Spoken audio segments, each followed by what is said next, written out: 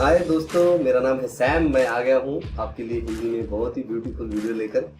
आज मैं आपको एक बहुत ही अच्छा इंटरव्यू वाला कंसेप्ट बताने वाला हूँ, जो जावास्क्रिप्ट के इंटरव्यूज में जनरली पूछा ही जाता है। मतलब क्योंकि कंसेप्चुअली कॉल बैक जो फंक्शंस है वो जनरली जावास्क्रिप्ट में बहुत ज़्यादा पॉपुलर है, क्योंकि उसका जो रनिंग एग्जीक्यूशन का जो सिस्टम होता है जावास्क्रिप्ट का, उसकी वजह से कॉल बैक को यूज करने की जरूरत हर डेवलपर को कभी ना कभी पड़ती ही है।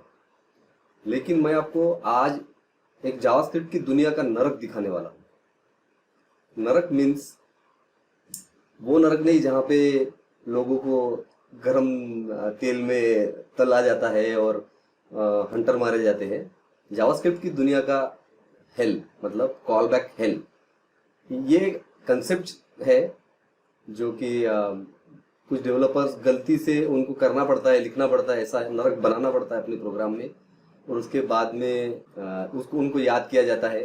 जो नया डेवलपर आता है उनकी जगह पे वो उनको याद करता है। और क्यों याद करता है वो, एज अ डेवलपर आप जो वीडियोस देख रहे हो आपको बताने की जरूरत नहीं है। तो वो नरक ना बने, उसको कैसे अवॉइड करना चाहिए, उसको क्या, उसका अल्टरनेट सॉल्यूशंस क्या है, उसके ड्रॉबैक्स क्या है, ये सब मैं आपको आज इस वीडियो में बताने वाला हूँ। तो ध्यान से देखिए, बने रहिए। छोटा सा वीडियो है, शुरू से अंत तक जरूर देखिएगा दोस्तों। चलो आइए मिलते हैं आगे के सेक्शन में।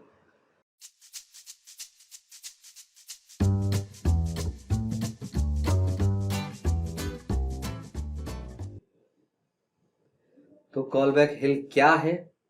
ये वो फिनोमिना है जो आप मल्टीपल कॉल बैक को, फंक्शंस को एक के बाद एक, एक के बाद एक, एक के बाद एक कंडीशनल लिखते हो कि ये होने के बाद ये एग्जीक्यूट होना चाहिए और वो फंक्शन एग्जीक्यूट होने के बाद ये होना चाहिए, वो उसको बोलते हैं कॉल बैक हिल। एग्जाम्पल के साथ आपको पता चल जाएगा एक्चुअली। लेकिन जो कोड स्ट्रक्चर बनता है उसका कॉल बैक हिल का, वो ऐसे एंगुलर फॉर्मेट में जाता है, इसीलिए उसको पिरामिड जैसा वो दिखता है। इसीलिए कॉल बैक हिल को पिरामिड ऑफ द डूम भी बोला जाता है। ये इंटरव्यू क्वेश्चन है कि कॉल बैक को पिरामिड ऑफ द डूम क्यों बोला जाता है, क्योंकि वो पिरामिड जैसा दिखता है इसीलिए। और वो कोड को मेंटेन करना या उसको अंडरस्टैंड करने में बहुत तकलीफ देता है। आप देखिए, ये जो कोड आपके स्क्रीन पे ये दिख रहा है मेरे माउस के सामने, ये वाला, ये आपको इतने आसानी से समझेगा नहीं कि ओपन डाटाबेस फंक्शन क्या कर रहा है, फिर गेट कलेक्शन क्या कर रहा है, फिर फाइंड क्या कर रहा है, फिर रिजल्ट डॉट फिल्टर क्या कर रहा है, फिर यूजर का एज अगर कट ऑफ एज से बड़ा है तो फिर रिटर्न यूजर कर रहा है। मतलब पहला कंडीशन कहाँ यूज हो रहा है, रिटर्न यूजर में। तो ये जो डोम टाइप का ऐसा स्ट्रक्चर बनते जा रहा है, ये देखिए यहाँ पे ऐसा एंगल बन रहा है, ये देखिए इंडेंटेशन की वजह से भी हो रहा है। बट ये जो पिरामिड ऑफ द डूम है, ये बहुत खतरनाक माना जाता है एक्चुअली जावास्क्रिप्ट।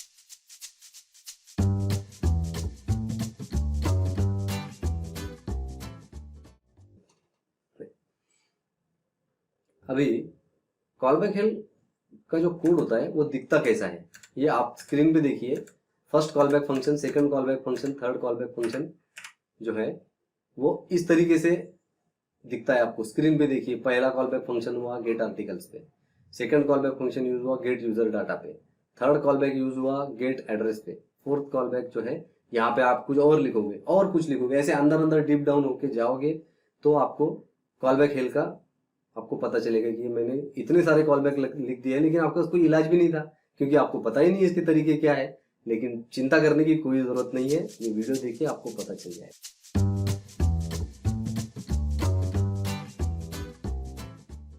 दोस्तों, कॉल बैक हिल को अवॉइड कैसे करना चाहिए वो भी आपको आना चाहिए, आपको पता रहना चाहिए कि कॉल बैक हिल लिखना तो ठीक है, लिख तो कोई भी देगा, लेकिन उसको अवॉइड कैसे। देखिए, इस मेरे इमेज में एक बंदा खड़ा है तलवार लेके, कुछ लड़ने की कोशिश कर रहा है कुछ भूतों से और किसी, तो ये नरक में खड़ा है ऐसा दिखाया गया है पिक्चर में एक्चुअली, और वो कोशिश कर रहा है, लेकिन वो जो भूत है वो उसका पीछा नहीं छोड़ रहे। तो आपको करना क्या है, कॉल बैक हिल इस नरक में जाने से बचने के लिए करना क्या है वो ज्यादा इंपॉर्टेंट है। आपको जो फंक्शन आप लिखते हो, एक तो एक काम कीजिए, उस फंक्शन का हो सके तो छोटा छोटा एक सिंगल रिस्पॉन्सिबिलिटी प्रिंसिपल वाला काम कर दीजिए। उसका जो है साइज छोटा कीजिए, जितना जरूरी है, बहुत ज्यादा इंपॉर्टेंस है वो एक ही काम करना चाहिए एक फंक्शन में, वो सबसे पहली बात। और दूसरा, कमेंट आपने लिखना चाहिए। अगर आप कमेंट लिखोगे तो समझ में आएगा कि एक्चुअली आपके फंक्शन में हो क्या रहा है, अदरवाइज तो वो समझ में भी नहीं आएगा एक्चुअली।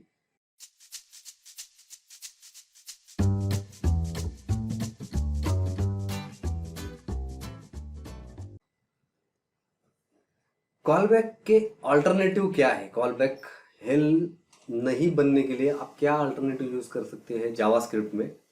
बहुत सिंपल है।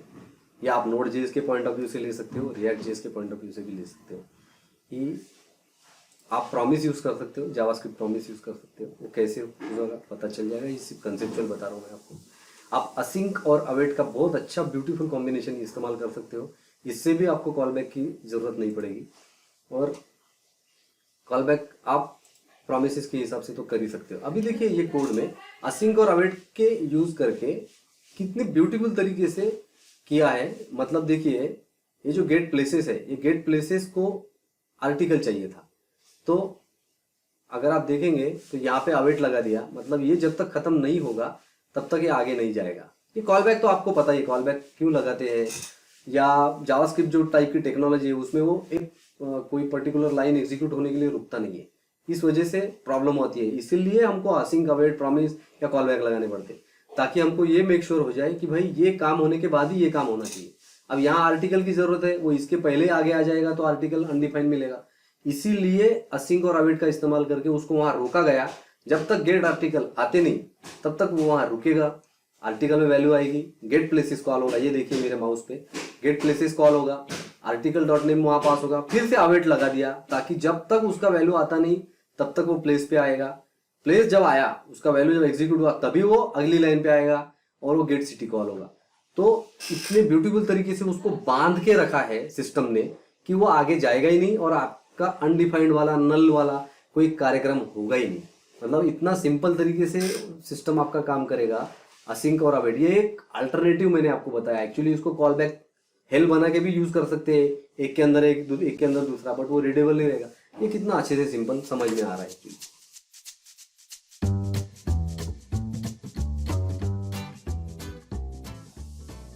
तो कॉल बैक हेल को सॉल्व करने के 4 तरीके रहते हैं। एक तो कमेंट लिखिए, फंक्शन को छोटा कीजिए, प्रॉमिसेस यूज कीजिए, या असिंक और अवेट यूज कीजिए। असिंक और अवेट का इस्तेमाल मैंने आपको दिखाया। प्रॉमिस भी ऐसा ही रहता है, फंक्शन को छोटा करना, ये कोई टेक्निकल बात नहीं है, तो आपके टैलेंट के ऊपर है। और कमेंट तो जरूर लिखिए। जनरली मैंने देखा है हड़बड़ी में लोग कमेंट लिखते नहीं हैं, लेकिन कमेंट अगर आप नहीं लिखोगे तो जब आप कंपनी छोड़ के जाओगे या प्रोजेक्ट पे कोई दूसरा आदमी काम करेगा, एक प्रोजेक्ट की पूरी लाइफ साइकिल में 50 जनरली डेवलपर्स काम करते हैं, तो बहुत तकलीफ हो जाती है अगले डेवलपर को, और अच्छी तरह से गाली गलौज भी मिल जाती है पुराने डेवलपर्स को। ये भी हमने देखा है। तबियत से बढ़िया बोला जाता है कि साला उसने ऐसा लिख दिया, उसने वैसा लिख दिया। माफ कीजिएगा मेरे ये शब्द को, लेकिन ये रियलिटी है। एज अ डेवलपर मैं आपको बोल सकता हूँ कि शायद मुझे भी कभी कुछ सुनना पड़ा होगा मेरे एब्सेंस में, या मैंने भी कई लोगों को अपनी भड़ास निकाली होगी एक्चुअली। तो उससे अच्छा आप कमेंट्स लिखिए, सामने वाले को समझने दीजिए अगर गाली अवॉइड करनी है तो।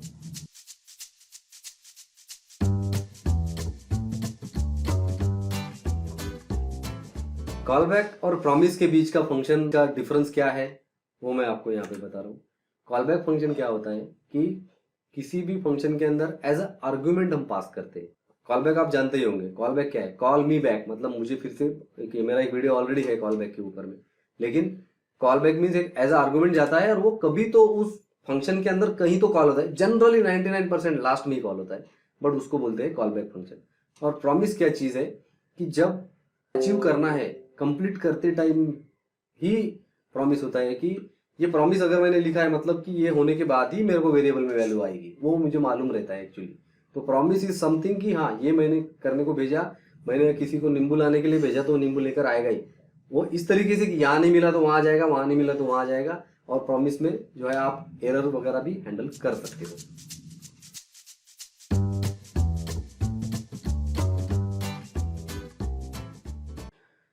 Set time out and call back, इसके बीच का डिफरेंस क्या है? बहुत ही इंटरेस्टिंग सवाल है, इंटरव्यू क्वेश्चन भी है। आप लोगों में से बहुत सारे लोगों को पता भी होगा जो मेरा वीडियो देख रहे हैं। लेकिन सेट टाइम आउट चीज क्या होती है? जनरली बहुत कॉमनली यूज होता है। इसका मतलब क्या है कि कुछ तो चीज है जो थोड़ी देर के बाद कॉल कीजिए, ऐसा मैं बोलता हूँ। कि मतलब कॉल बैक क्या होता है कि एक फंक्शन वो खत्म हो गया, उसके लास्ट में कॉल बैक फंक्शन जब मैं कॉल करता हूँ, इसका मतलब ये पूरी लाइन एग्जीक्यूट होने के बाद ही ये फंक्शन कॉल होना चाहिए, ये मैंने उसको इंस्ट्रक्शन दे दिया।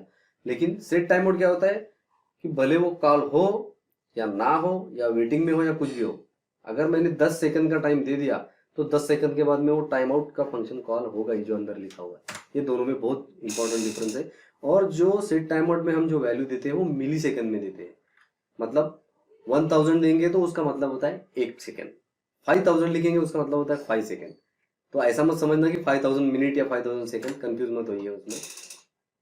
और जो बीच का जो रहता है सेट टाइम आउट में जो लिखा हुआ रहता है हमारा बीच का कोड, वो कॉल होता है कि आपका जब पूरा सेट टाइम आउट का टाइमर खत्म हो गया, जितना भी टाइम आपने स्पेसिफाई किया, वो टाइम आउट कितना भी हो सकता है, वो 1 सेकंड से लेके 1 सेकंड से कम भी हो सकता है, 1 घंटा 2 घंटा कितना भी हो सकता है, डिपेंड करता है। तो कॉल बैक मैंने जैसे बताया at the end of the function definition call होता है। ये देखिए मैंने एग्जांपल भी बताया है कि कॉल बैक एक्चुअली कैसे होता है। ये देखिए फंक्शन ग्रीट नाम का एक फंक्शन है, उसमें एक फंक्शन पास हुआ है कॉल बैक फंक्शन नंबर नाम से, और कुछ तो उसने अपना एग्जीक्यूशन किया, अपना कोड लिखा, सब हुआ, लेकिन सबसे आखिरी में उसने कॉल बैक फंक्शन को कॉल कर दिया। लेकिन ये मैंने आपको एक कॉल बैक फंक्शन की एग्जाम्पल बताई है, लेकिन कॉल बैक हेल जो टॉपिक मैं आपको बता रहा हूँ वो उसमें इस तरीके के एक के अंदर नेस्टेड होते हैं, एक के अंदर दूसरा, दूसरे के अंदर तीसरा, डिपेंडिंग अपॉन सम कंडीशंस वो कॉल करता है।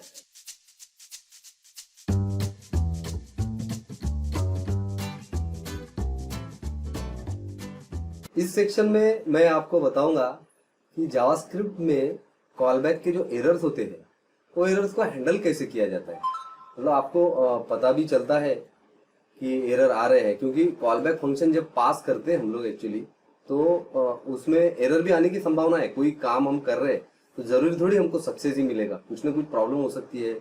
मान लो हम किसी फाइल में राइट कर रहे हैं, कुछ चीजों को लिख रहे हैं प्रोग्रामिंग से, आई मीन, तो उसमें एरर भी आ सकता है कि वो फाइल ओपन नहीं होगी, वो प्रेजेंट नहीं होगी, उसके परमिशन नहीं होंगे उस फोल्डर का, कुछ भी हो सकता है। तो उसके लिए मैं आपको एक एग्जांपल बता रहा हूँ आपको। ये देखिए एक छोटा सा फंक्शन मैं आपको यहाँ दिखाऊंगा। ये Node.js का फंक्शन है। इसमें अगर आप देखेंगे तो फाइल सिस्टम को रिक्वायर किया है और उसको रीड करने का ट्राई किया, node.txt फाइल को, टेकीसैम फोल्डर है, node.txt को रीड करने का ट्राई किया। अब ये एरर को मैंने यहाँ पे हाईलाइट किया है।